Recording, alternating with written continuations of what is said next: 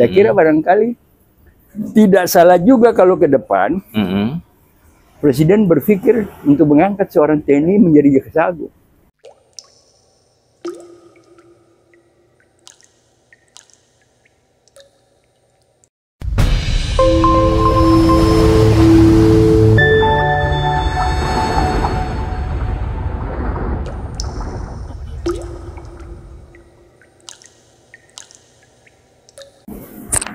Assalamualaikum warahmatullahi wabarakatuh. Waalaikumsalam warahmatullahi wabarakatuh. Ya, apa kabar teman-teman semua? Saat ini saya kembali sedang bersama dengan pengamat intelijen dan geopolitik Bapak Amir Hamzah. Apa kabar Pak Amir? Baik. Ya, teman-teman semua, pada podcast yang lalu kita sempat membahas tentang pengerahan TNI untuk mengawal jajaran kejaksaan dari baik kejaksaan tinggi maupun kejaksaan negeri di seluruh Indonesia ya Be. Nah hari ini bahkan sejak kemarin itu ada isu yang sangat menarik yang sudah dulu pula dipublikasikan oleh banyak media bahwa Jaksa Agung SD Burhanuddin itu akan diganti. Nah yang menariknya adalah penggantian ini terjadi justru di saat pengerahan itu masih berlangsung ya Be ya. Karena itu diperkirakan akan pengerahan TNI itu belum tahu siapa akan berakhir, tapi akan ada pergantian setiap bulan gitu ya Be ya. Nah kita akan tanya kepada Pak Amir, kenapa nih Pak Jaksa Burhanuddin itu diganti? Karena memang selama ini kita tahu ada isu bahwa bahkan ada desakan bahwa sebaiknya Jaksa Agung diganti karena dia dulu diangkat oleh Pak Jokowi, sehingga dikhawatirkan kinerja dia itu lebih loyal kepada Pak Jokowi sehingga penanganan kasus-kasus korupsi misalnya yang terjadi di era Pak Jokowi maupun non korupsi menjadi tidak maksimal sama beliau masih menjabat. Tapi kita mau tanya Pak Amir, apakah benar seperti itu dan sejauh ini pengerahan TNI di jajaran kejaksaan itu apakah cukup efektif atau seperti apa? Silakan Pak Amir. Ya pertama-tama barangkali saya luruskan dulu pandangan orang bahwa seolah-olah Jaksa Agung ini masih bekerja berdasarkan pengangkatan Presiden Jokowi. Ya. Padahal kalau kita ikuti secara saksama bahwa pada waktu pelantikan pembentukan kabinet oleh Presiden Prabowo pada tanggal 20 Oktober malam, itu termasuk Jaksa Agung. Jadi berarti bahwa selama pemerintahan Presiden Prabowo ini yang belum diangkat oleh Presiden Prabowo itu hanya Kapolri sama Panglima TNI yang kedudukan mereka itu berdasarkan surat keputusan dari Presiden Jokowi. Oke. Tapi kalau Jaksa Agung sudah resmi merupakan bagian dari kewenangan Presiden Prabowo, dan itulah sebabnya makanya kemudian kita melihat bahwa Jaksa Agung diberikan tugas khusus untuk pemberantasan korupsi.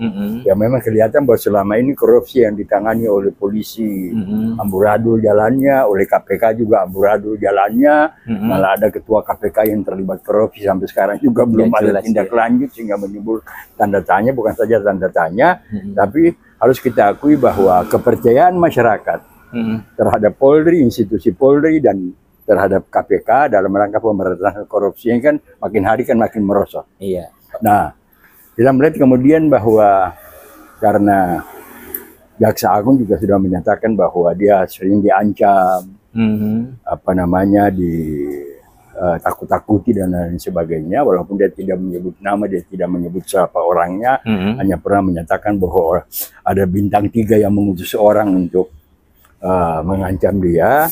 Tapi saya kira barangkali hal ini secara resmi, secara jelas siapa orangnya, apa dari institusi mana yang melakukan ancaman terhadap Jaksa Agung ini pasti sudah dia laporkan kepada Presiden. Dan itulah kita lihat kenapa Presiden meminta TNI untuk membackup operasional dari kejaksaan, baik dari Kejaksaan Agung, Kejaksaan Tinggi maupun di Kejaksaan Negeri dalam melakukan tugas untuk penanggulangan masalah korupsi. Dan kita lihat beberapa hari kemarin kan sudah ada beberapa hal dari keberhasilan Kejaksaan Agung dalam menjalankan perintah Presiden itu untuk melakukan pemberantasan korupsi.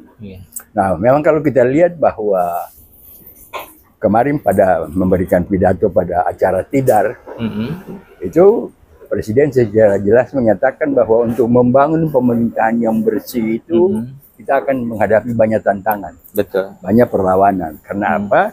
Tantangan tidak dari dalam saja, tidak dari luar saja, tapi kebanyakan juga dari dalam.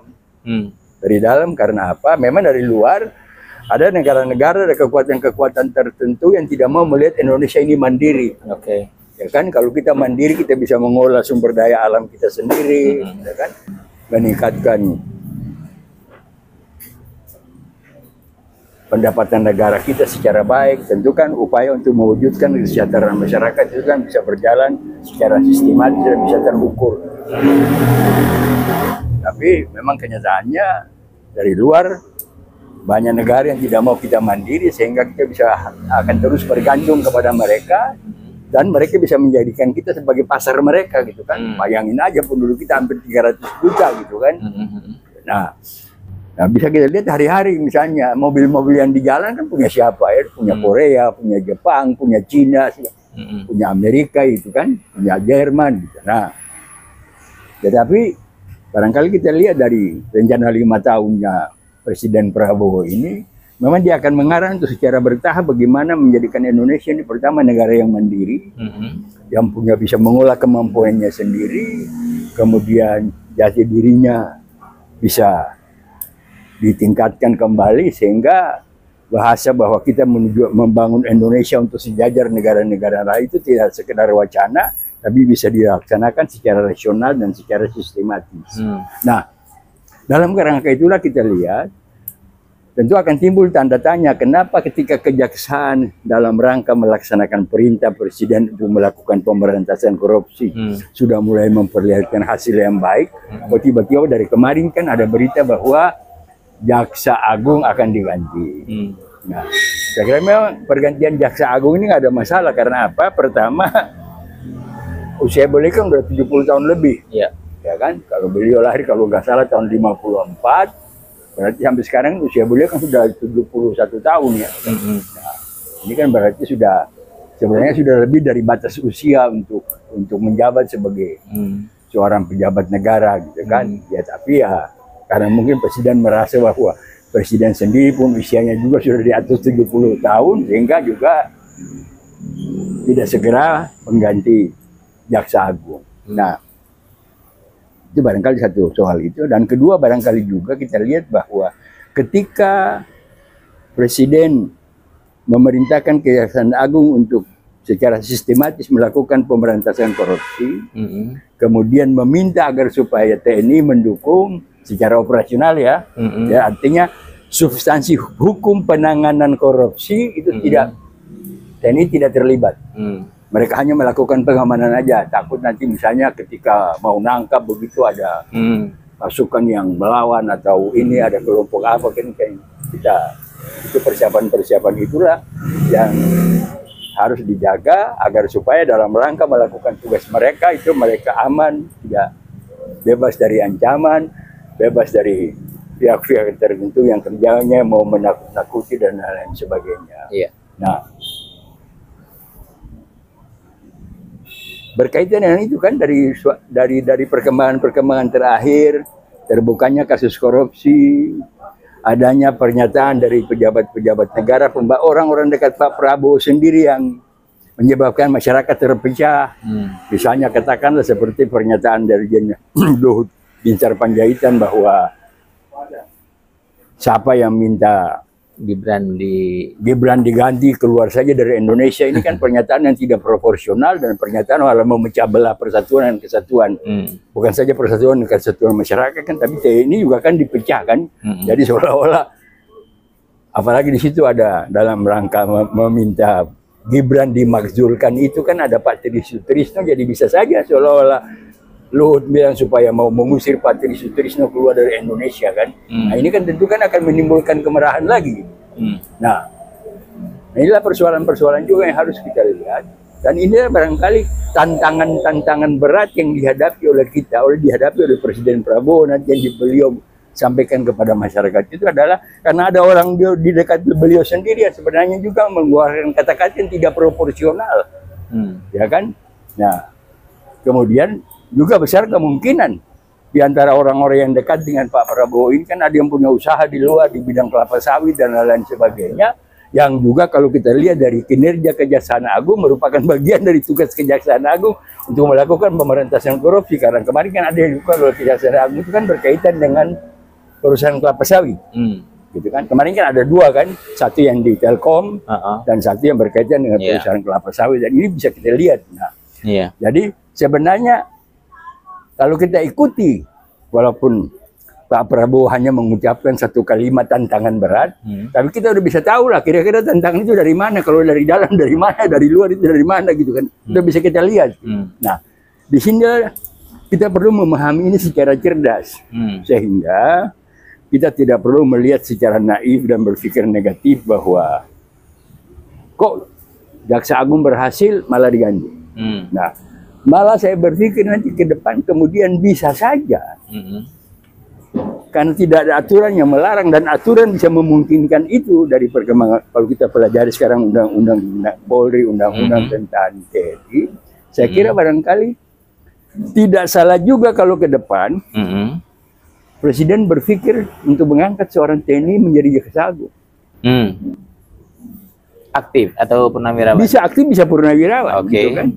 Gitu. Nah, apalagi sekarang kan di struktur Kejaksaan Agung sendiri kan ada Jaksa Agung muda bidang militer kan. Jadi bahwa ini sebagainya. Nah, kalau sekarang kan ada polisi di sana jadi dirjen, ada yang jadi sekjen, ada yang dari ini, ada yang jadi wakil menteri. Oh, kok nggak ada yang keberatan gitu kan? Masa kita usulkan seorang militer menjadi Jaksa Agung aja untuk memperkuat operasi pemberantasan korupsi, untuk menghadapi tantangan dan ancaman sebagaimana yang diuraikan oleh Presiden Prabowo, masa nggak boleh?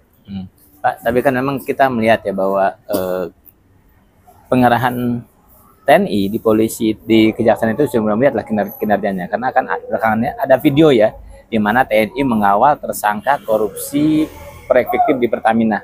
Artinya memang mereka sudah bekerja sesuai dengan yang diarahkan. Nah, kalau misalnya gini ya, itu ya, Pak Prabowo mengangkat Jaksa Agung dari unsur TNI, apa nanti tidak menimbul resistensi yang makin besar ya? Karena sekarang pun pengerahan TNI di kejaksaan itu dianggap sudah melanggar undang-undang TNI, karena memang bukan tupoksinya TNI itu mengawal kejaksaan. Nah, kalau Bapak melihatnya gimana? Jadi memang masalahnya yang harus kita lihat adalah tidak semata-mata ada undang-undang memang yang menetapkan begini harus begini, harus begini. Tapi di luar undang-undang yang berlaku ini kan ada hal-hal yang bersifat ekstra, ya kan? Kan undang-undang tidak pernah bilang bahwa seorang bintang 3 bisa ngancam Jaksa Agung. Ya kan? Tapi undang-undang juga tidak secara jelas menyatakan melarang orang bintang 3 ngancam Jaksa Agung. Ya kan? Nah, ketika tidak ada aturan yang mengatur boleh atau tidak, kan Presiden punya kewenangan untuk melihat kondisi. Karena ada kondisi lain yang di luar mekanisme undang-undang. Ya. Undang-undang tidak secara literally, tidak secara persis menyatakan bahwa kalau ada bintang 3 yang ngancam Jaksa Agung salah gitu. Undang-undang juga tidak menyatakan bahwa seorang yang punya pangkat bintang 3 bisa ngancam Jaksa Agung gitu. Nah, dalam kondisi itu, menghadapi kondisi yang tidak juga diatur oleh undang-undang tadi, Presiden bisa menggunakan hak diskresi, yang disebut hak diskresi. Walaupun diskresi itu harus ada batas. Kalau tidak, coba kita lihat aja. Ketika tentara tidak diikutkan untuk menghadapi OPM di Papua misalnya, tapi kan yang mati kan TNI banyak. Iya. Ya kan? Nah, siapa yang disalahin? Polisi yang ditugasin untuk itu kan nggak pernah ada yang marah sama dia. Ya kan? Malah ketika dia marah dilindungi sama Presiden Jokowi. Nah, inilah masalah-masalah yang harus kita lihat untuk kita bisa memaknai bahwa di balik pernyataan yang tegas dan transparan itu ada pesan-pesan tersembunyi yang perlu kita maknai secara baik. Agar kita tahu pada posisi mana kita sepenuhnya harus mendukung kebijakan Presiden Prabowo. Walaupun ada hal-hal yang memang dilakukannya itu tidak diatur oleh undang-undang, tapi kan dia sebagai presiden kan hak prerogatif. Ya kan? Apalagi sebagai presiden dia kepala pemerintahan, dia kepala negara, di panglima tertinggi TNI. Ketiga tugas ini kan bisa dia lakukan secara bersamaan, ya kan? Kecuali kalau presiden itu tidak punya jabatan panglima tertinggi TNI, barangkali dia melibatkan TNI satu kesalahan. Orang dia panglimanya, dan undang-undang mengatur bahwa pendayagunaan militer itu kan dilakukan oleh presiden dan dilaksanakan oleh panglima TNI-nya. Nah, jadi kita lihat, jangan kita hanya terjebak pada aturan saja, tapi kita juga harus melihat kondisi-kondisi, situasi-situasi di masyarakat, situasi sosial politik, malahan masalah-masalah teritorial, masalah-masalah global yang berkaitan dengan. Nah, ada pihak yang katakanlah contoh sekarang, kenapa ada pihak asing yang mau ikut bekerja sama dengan tim untuk membongkar soal ijazahnya Presiden Jokowi secara forensik gitu kan. Nah, ini kan berarti oke tuh, mereka mau membantu itu baik dalam rangka mencapai hasil yang optimal dari proses ijazah itu palsu atau syah kan. Tapi kan kita tinggal dia, karena ini masalah asing juga kan, faktor-faktor lain harus kita perhitungkan. Nah, dan disinilah diperlukan ketelitian, ketelatenan, kecerdasan, kepiawaian dari seorang presiden untuk memahami baik perkembangan internal maupun perkembangan global yang mempengaruhi penyelenggaraan pemerintahan kita. Ya, teman-teman, memang saat ini Kejaksaan Agung di bawah Bapak SD Burhanuddin itu sudah mengungkap banyak kasus ya, Be. Yang besar misalnya kasus tata kelola Pertamina, tata kelola minyak mentah di PT Pertamina Persero Subholding dan kontraktor itu tahun 2018 sampai 2023 yang merugikan negara itu sampai hampir 1.000 triliun ya. Kemudian juga ada korupsi Jiwasraya yang mencapai 17 triliun, Asabri 23 triliun. Kemudian yang terbaru, proyek fiktif di PT Telkom itu kerugian negara mencapai 431 miliar. Dan juga yang pernah menghebohkan tahun 2023 ketika PPATK merilis bahwa 36,8% dari dana dari proyek strategis nasional itu ternyata bocor ke aparatur sipil negara dan politikus. Nah, Pak, artinya sebetulnya ini mungkin masih banyak yang belum terungkap ya. Dan apalagi kan Pak Prabowo ini menjadikan pemberantasan korupsi ini sebagai salah satu prioritas. Nah, di media-media juga sudah ditulis bahwa Pak Burhanuddin, Jaksa Agung, kemungkinannya akan diganti oleh mantan Kejati Sulawesi Selatan, Leonard Ebenezer. Nah, menurut Babe, tadi kan Babe mengatakan bisa aja nih Pak Prabowo mengangkat Jaksa Agung dari unsur TNI gitu ya, baik purnawirawan maupun yang masih aktif. Nah, pertanyaan saya, lebih apa kelebihan dan kekurangan dari kalau misalnya Jaksa Agung yang baru itu dari unsur jaksa karir, dan apa juga kelebihannya kalau misalnya Jaksa Agung yang baru dari unsur militer, dan kekurangannya juga apa? Saya kira nggak ada masalah. Kekurangan dan kelemahan itu kan akan kita lihat pertama-tama dari siapa yang dipercaya oleh presiden, karena ini pengangkatan kan merupakan hak prerogatif presiden kan. Ya, dan ketika presiden menunjuk seseorang, tentu kan presiden sendiri sudah punya kalkulasi. Orang ini hebatnya di mana, kurangnya di mana, jagonya di mana, lemahnya di mana gitu kan. Dan tentunya track recordnya sudah dilihat ya. Nah, tetapi saya dengan melihat kondisi-kondisi sosial teritorial yang berkembang selama ini, menganggap bahwa tidak ada salahnya juga sebagai warga negara. Saya sarankan kalau bisa presiden pun punya wewenang untuk mengangkat seorang perwira TNI, perwira tinggi TNI menjadi Jaksa Agung. Nah, tapi bahwa ada pemikiran-pemikiran bahwa dia akan diangkat oleh jaksa birokrat dari situ, ya itu sepenuhnya merupakan hak prerogatif presiden, dan saya kira presiden sudah punya data lengkap tentang itu. Tapi kalau resistensinya semakin besar, bagaimana dampaknya? Resistensi tentang kalau ya Jaksa Agung yang baru yang diangkat dari unsur militer. Ya, saya kira resistensinya itu tergantung kepada bagaimana dia melaksanakan tugas, bagaimana dia melaksanakan fungsinya gitu kan. Karena kan sekarang ini orang masih alergi dengan bau-bau militer, bahkan undang-undang TNI aja kan sampai di judicial review. Tapi Anda jangan lupa yang melakukan judicial review itu kan seorang dosen dari Universitas Pertahanan gitu kan. Gitu. Kalau yang melakukan judicial review itu barangkali bukan dosen, bukan seorang perwira militer dari Universitas Pertahanan Negara, saya kira barangkali kita bisa berpikir lain. Tapi ada mahasiswa juga tuh yang menggugat. Iya, tapi intinya kan dari dosen yang di gitu. Sehingga kita lihat memang mungkin ada hal-hal yang kurang serasi. Apalagi kalau kita lihat sekarang ini, Undang-Undang Dasar 2002 ini kan sebenarnya Undang-Undang Dasar negara kita yang ditolak oleh hampir seluruh kelompok masyarakat. Kan? Betul. Nah, sehingga kita bisa melihat bahwa semua produk konstitusional yang dilakukan oleh Presiden Jokowi selama 10 tahun dia berkuasa kan menyakiti rakyat. Betul. Omnibus Law, undang-undang kesehatan segala macam, itu kan kerja, PSN segala macam. Betul. Nah, udah hasil pemeriksaan PPATK, PSN 36% dimakan oleh siapa, dan kalau diperiksa juga pasti akan lari ke sono, kita udah bisa tahu lah ini kemana gitu kan.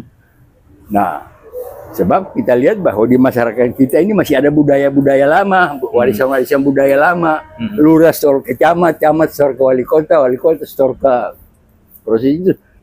Yang dulu hanya pernah terjadi pada zaman kerajaan-kerajaan zaman dulu, sekarang malah di Republik Demokrasi itu masalah-masalah lama itu ya jadi lagi gitu kan. Maka korupsi makin merajalela selama 10 tahun kemarin. Betul. Ya, teman-teman. Jadi siapapun juga,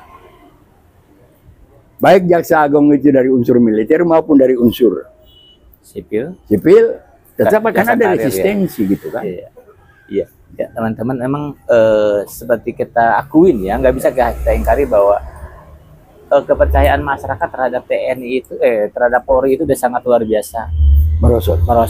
Udah sampai di titik nadir barangkali ya.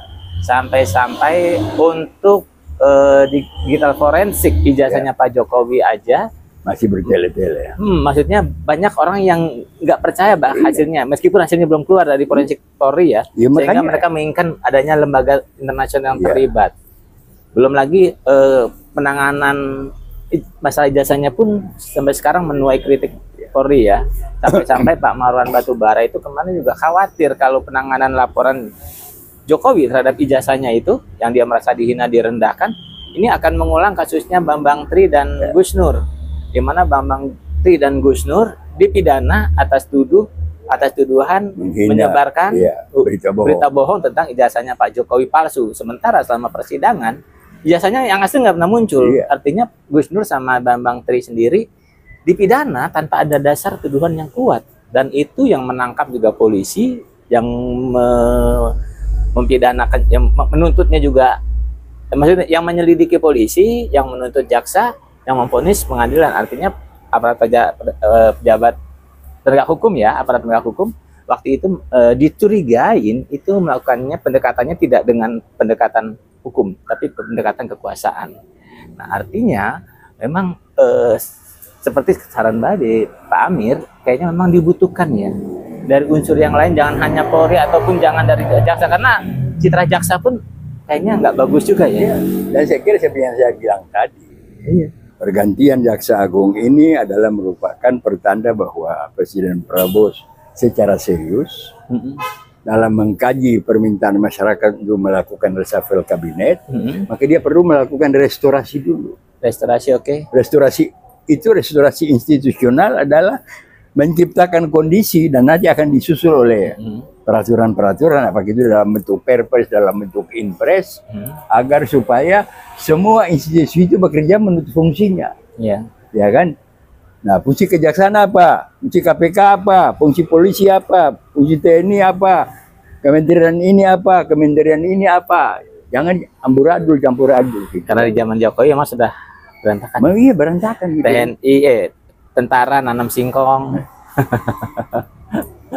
polisi, macam-macam. Dan saya kira nanti